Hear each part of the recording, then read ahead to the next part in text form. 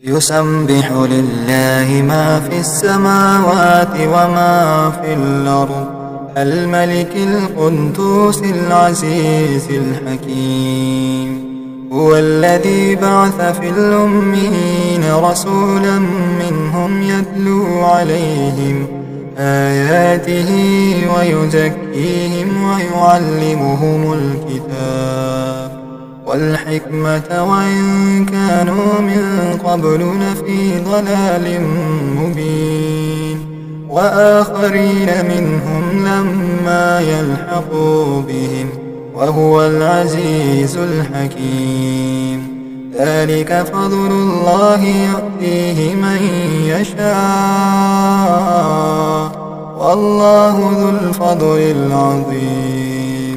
مثل الذين حملوا التوراة ثم لم يحملوها كمثل الحمار يحمل أسفارا، بئس مثل القوم الذين كذبوا بآيات الله والله لا يهدي القوم الظالمين.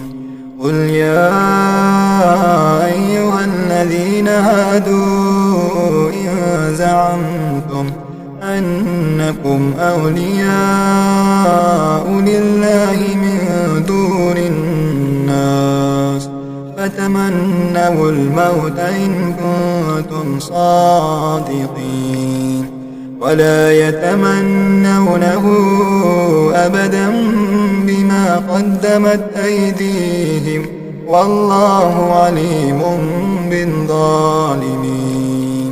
قل إن الموت الذي تفرون منه فإنه ملاقيكم ثم تردون إلى عالم الغيب والشهادة فينبئكم بما كنتم تعملون. يا أيها الذين آمنوا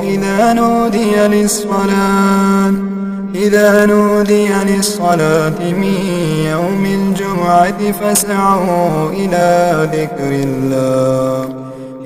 ذكر الله وذروا البيع ذلكم خير لكم إن كنتم تعلمون. فإذا قضيت الصلاة فانتشروا في الأرض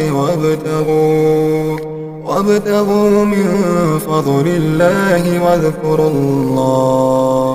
واذكروا الله كثيرا لعلكم تفلحون.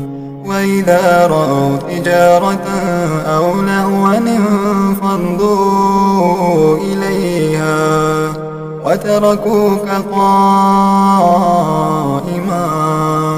قل ما عند الله خير من اللهو ومن التجارة والله خير الرازقين.